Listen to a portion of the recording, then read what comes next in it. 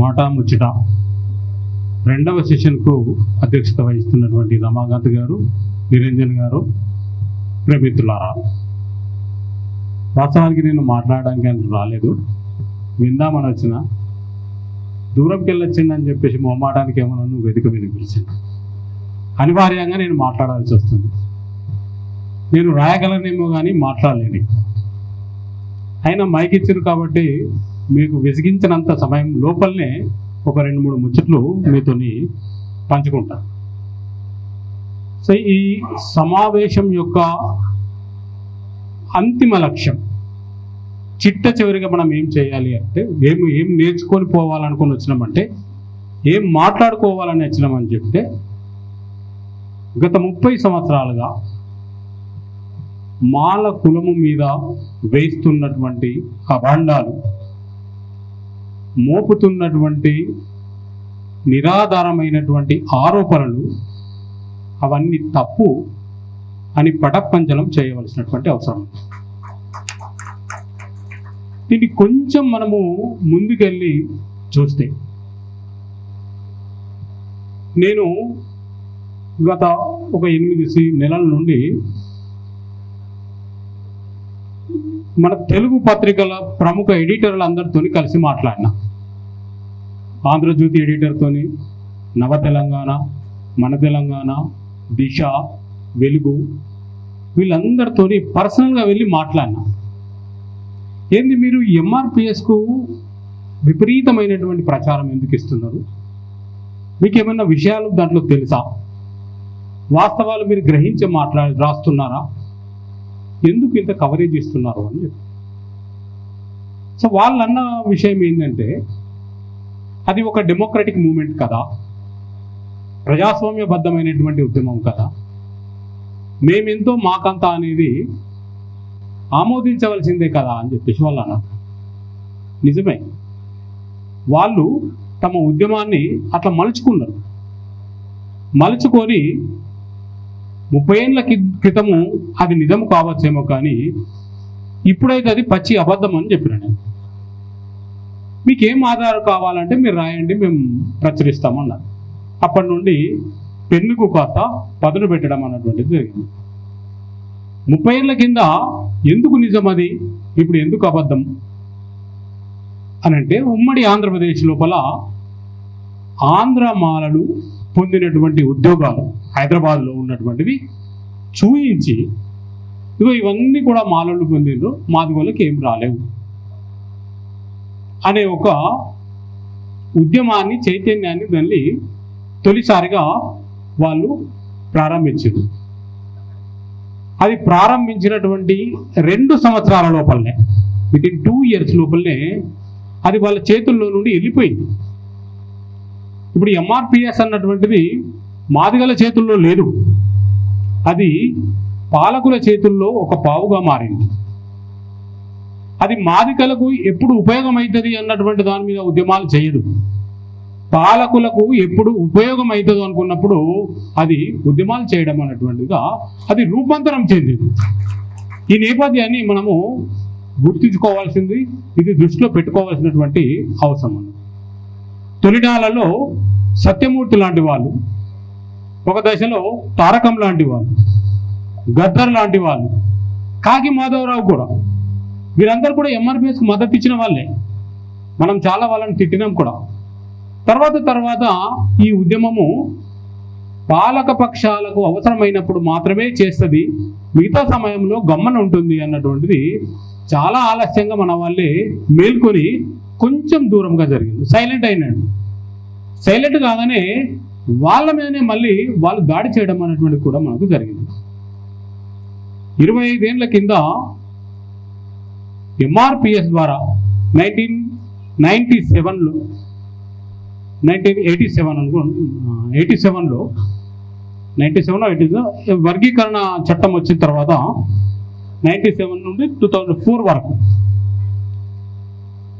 మనము ఎన్ని ఉద్యోగాలు కోల్పోయినామో, అంటే వర్గీకరణ చట్టం వచ్చిన తర్వాత మాలలు ఎన్ని అవకాశాలు కోల్పోయినరో, చట్టం కొట్టివేయబడిన తర్వాత గుర్తుంచుకోండి బాగా, 2004లో ఆ చట్టం కొట్టివేయబడిన తర్వాత అంతకంటే ఎక్కువ మనం నష్టపోయాం. కారణం ఏమిటి?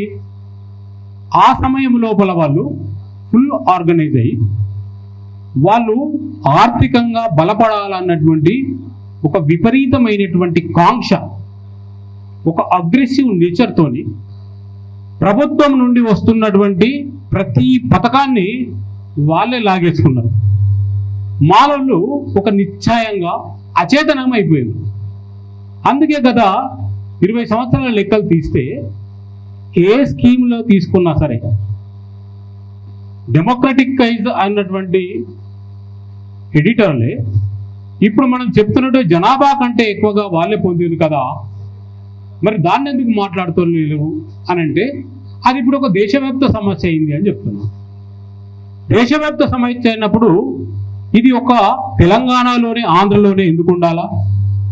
ఇది దేశం మొత్తం మీద ఉండాలి అనుకుంటే కేంద్ర ప్రభుత్వం కదా చట్టాలు చేసింది, మరి రాష్ట్ర ప్రభుత్వాలకు దీంట్లో సమస్య ఏంది అన్నటువంటిది ఇవాళ మనం ప్రశ్నించవలసినటువంటి అవసరం ఉన్నది.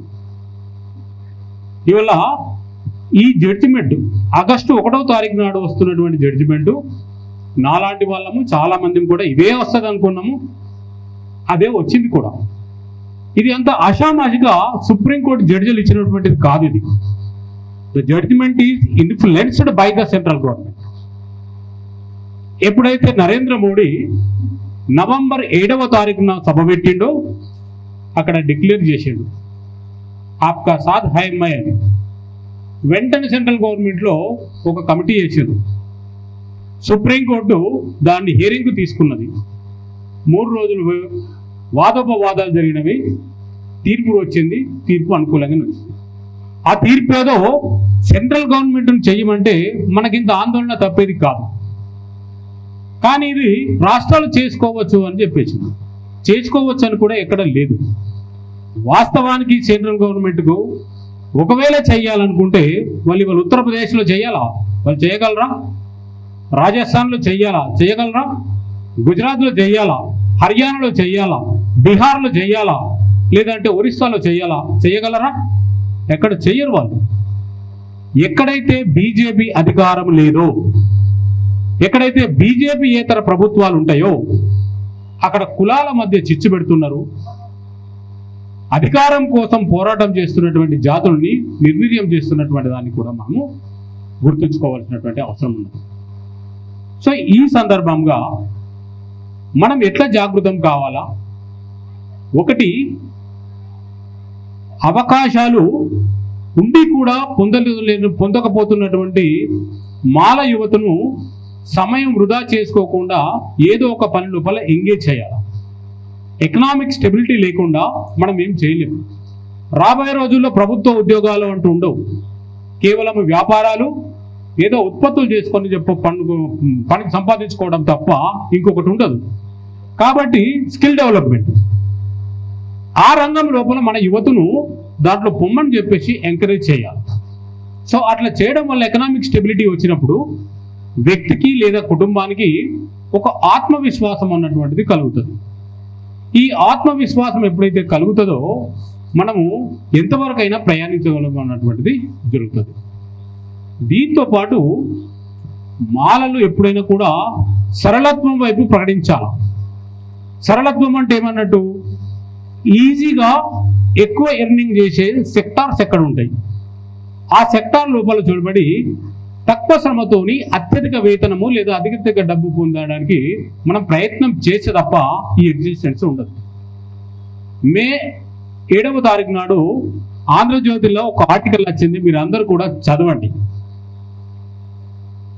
ద్రవిడ రాజ్యంలో బ్రాహ్మణ వికాసం ఎట్టిది అని ఒక ఆర్టికల్ రాసింది.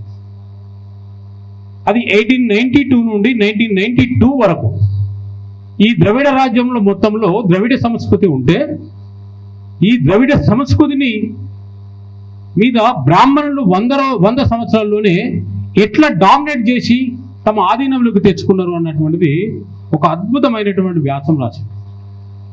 దానికి ఒక యూరప్కు చెందినటువంటి ఆంథ్రోపోలజిస్ట్ దీని మీద బాగా స్టడీ చేసి రీసెర్చ్ చేసి ఆయన ఒక బుక్ రిలీజ్ చేశారు. ఆ బుక్ను ఆధారంగా వ్యాసం వచ్చింది. వాళ్ళు ఏం చేసిందంటే మనందరికీ తెలుసు బ్రాహ్మణులు ఏమంటారు, అమావాస్య నాడు శుభకార్యం చెయ్యొద్దు, మంగళవారం నాడు శుభకార్యం చెయ్యొద్దు, చీకటి రోజు, ఇవన్నీ రకరకాల పద్ధతులు పెడతారు. కానీ పద్ధతులు ఏమి కూడా వాళ్ళు పాటించరు. అదన్నా మనకే ఉంటుంది తప్ప వాళ్ళకు ఉండదు. మీరు గమనించండి, ముఖేష్ అంబానీ కొడుకు పెళ్లి ఎప్పుడైంది? ఆషాఢ మాసంలో అయింది. మరి బ్రాహ్మణుడు చెయ్యొద్దు కదా, మహాపాపం కదా. ఒక దుర్ముహూర్తం లోపల, ఒక చీకటి మాసం లోపల పెళ్ళిళ్ళు చేయొద్దు కదా, చేసిండు. ఎందుకు చేసిండ్రు అని అంటే డబ్బులు వస్తే వాడు ఏమైనా చేయగలుగుతాడు. సో ఇట్లా వాళ్ళు ఎంత సరళత్వం పోయినరు అని అంటే అలా చాలా అద్భుతమైనటువంటి అంశాలు జోడించింది. మనందరికీ తెలుసు, పూర్వము రాజుల దగ్గర రాజుల్ని ఉల్లాసపరచడానికి, ఆనందపరచడానికి నాట్యం చేసే మహిళలు ఉండేవారు. వాళ్ళను నాట్యగత్తెలు అనేవాళ్ళు. వారికి ఒక రకమైనటువంటి భోగమల్లని కూడా అనేవాళ్ళు. ఈ రంగంలోకి బ్రాహ్మణులు ఎట్లా ప్రవేశించారు అంటే ఒక భరతనాట్యం రూపంలో దాని పేరు మార్చి, ఇది క్లాసికల్ డ్యాన్స్, ఇది అద్భుతమైన డ్యాన్స్, మన సంస్కృతి అని వాళ్ళు పేరు మార్చారు. ఒక కథగా మార్చిండ్రు. ఇట్లా రకరకాలైనటువంటి మన వృత్తులన్నింటినీ కూడా మాడిఫై చేసి వాళ్ళ చేతుల్లోకి, గుప్పిల్లోకి తీసుకున్నారు. మనందరికి తెలుసు, చెప్పులు కుట్టేది మాదిగ వాళ్ళు కుడతారు అని చెప్పేసి. కానీ ఇప్పుడు చెప్పుల పరిశ్రమ మాదిగ వాళ్ళ చేతిలో లేదు, అది బ్రాహ్మణుల చేతిలో ఉన్నది.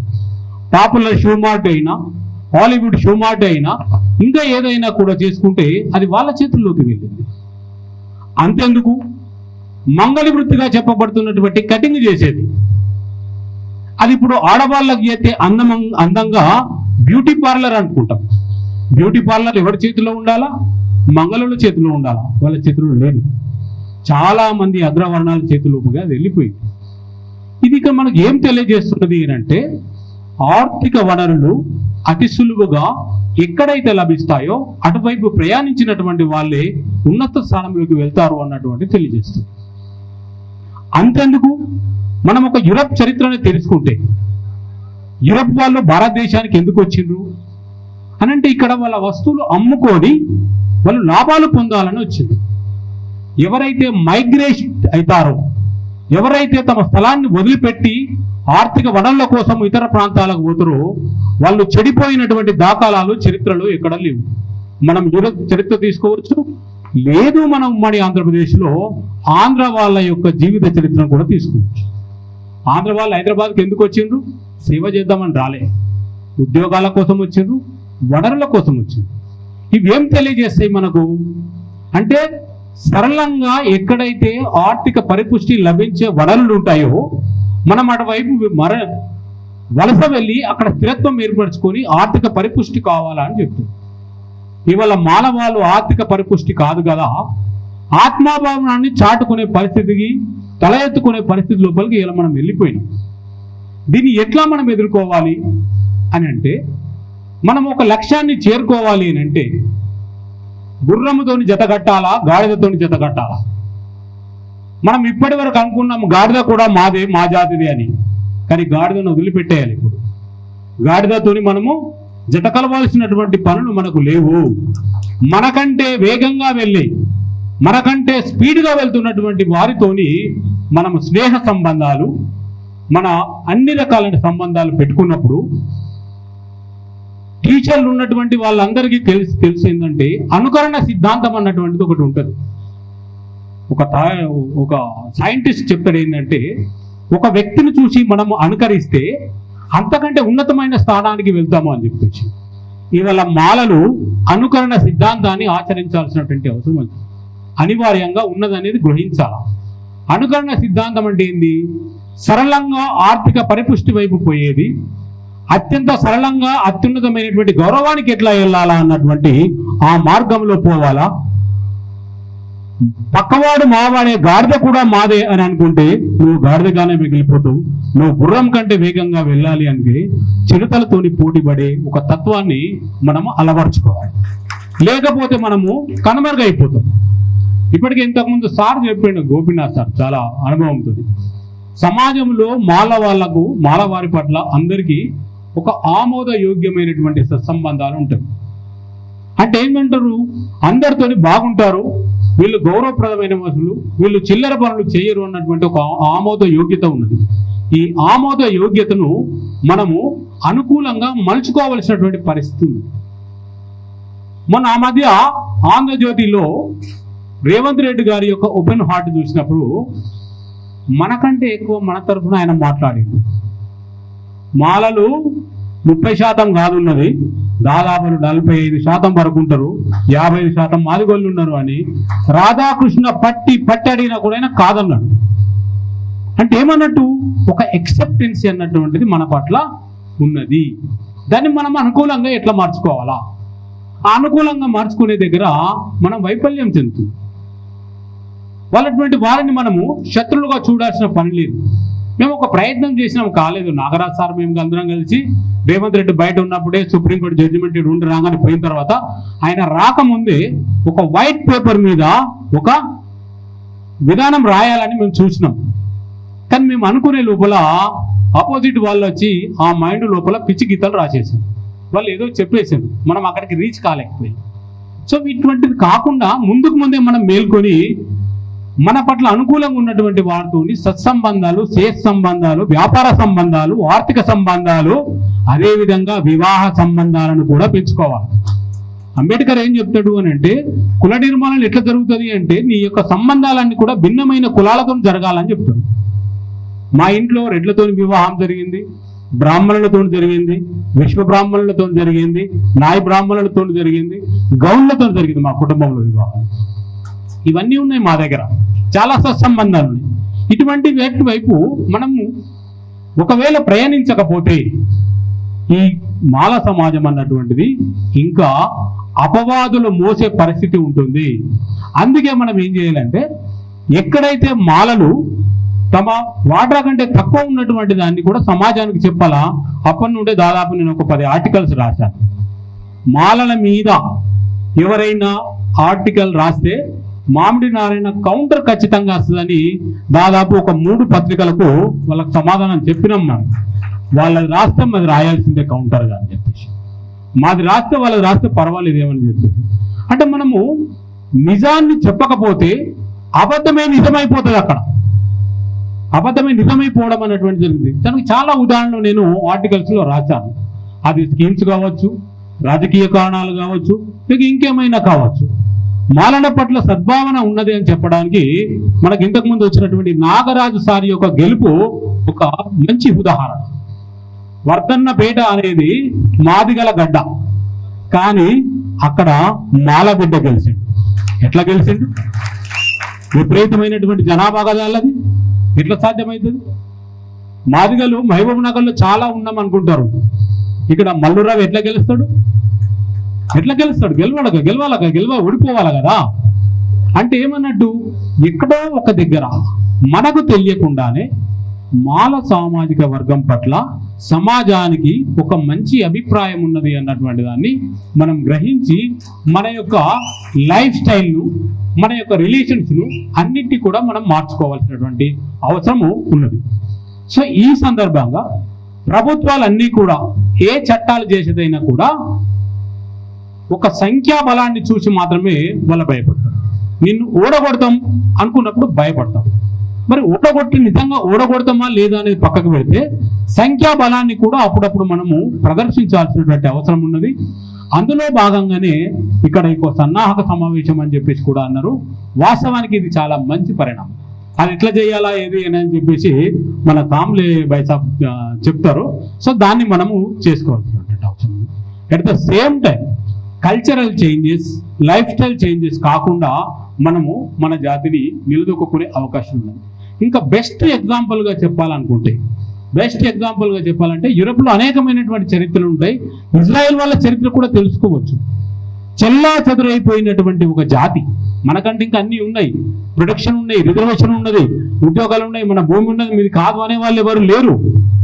ఆ ఇజ్రాయెల్ అన్నటువంటి వాళ్ళు మన శక్తితోని ఇవాళ ప్రపంచాన్ని శాసిస్తున్నటువంటి దాన్ని మనం ఎగ్జాంపుల్గా తీసుకోవాల్సినటువంటి అవసరం ఉంటుంది. సో ఇట్లా విజయ గాథల్లో మనము ఉదాహరణగా తీసుకొని మన యొక్క కమ్యూనిటీని కాపాడుకోవాల్సినటువంటి అవసరం ఉన్నది. నాకు 2017 వరకు ఈ మాల మహానాడు అన్న, మాదిగ దండోరా అన్న, ఇవన్నీ పెద్ద పట్టింపులు ఉండేటి కావు. నాకు వేరే లైఫ్ స్టైల్గా ఉండే. ఎప్పుడైతే కులం మీద దాడి చేస్తున్నారో, ఎప్పుడైతే కులాన్ని తక్కువ చేస్తున్నారో, అంటే నా కులంలో నేను పుట్టినందుకు నా కులంలో తిడితే నన్ను తిట్టినట్టే కదా అని చెప్పేసి ఎక్కడో ఉన్నటువంటి దాని మీద నేను కూడా పెన్నుకు బదులుపెట్టి మై ఫస్ట్ ఆర్టికల్ ఆన్ విరసం విప్లవ రచయితల సంఘం మీద రాసిన. విప్లవ రచయితల సంఘం మీరు అప్పుడు చూసిందో లేదో కానీ మందకృష్ణను కేసీఆర్ అరెస్ట్ చేశారు. అరెస్ట్ చేస్తే విరసం వాళ్ళు ఏం చేసిండ్రు, ప్రజా ఉద్యమాల రాజ్య నిర్బంధం ఏమిటి అనేది ఒక సభ పెట్టారు. ఆ సభ ఒక కరపత్రం వచ్చింది. దాన్ని తీసుకొని చూసిన తర్వాత దానికి కౌంటర్ రాశాను. ఏమని, విరసం అన్నటువంటిది ఎటువంటిది, వర్గ పోరాటము చేసే విరసము ఇవాళ కుర పోరాటాల వైపు మర్చిస్తుందా? ఛత్తీస్గఢ్ దండకారణ్యంలో ఆదివాసుల మీద నరభేదం సృష్టిస్తున్నటువంటి కాషాయ దళముతోని కలిసి ఇవాళ పనిచేస్తున్నటువంటి మందకృష్ణను మీరు ఎట్లా మోస్తారు, మందకృష్ణను మీరు ఎట్లా మోస్తారు అని చెప్పేసి వాళ్ళని అడిగినాం మనం.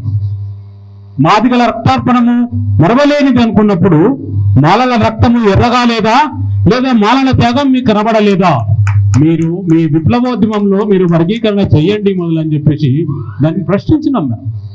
చాలా అద్భుతమైనటువంటి ఒక వ్యాసం వచ్చేది. ఇంటెలిజెన్స్ వాళ్ళు కూడా నా దగ్గరికి వచ్చారు. ఒక సిఐ వచ్చాడు, ఏమైంది మీరు ఏం చేస్తారో అది ఇది అని చెప్పేసి.